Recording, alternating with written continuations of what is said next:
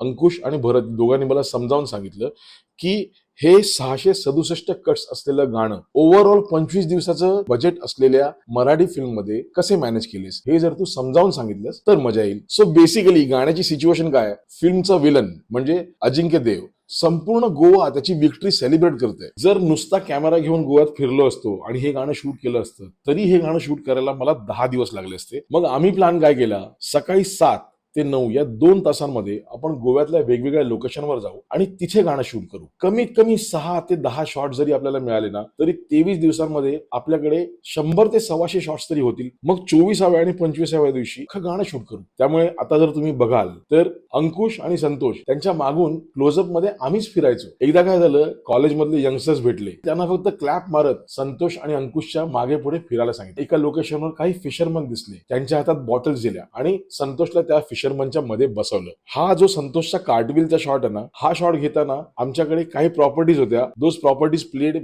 Major role in our shooting. Ribbons, crepe पेपरची confetti, silver आणि golden foils.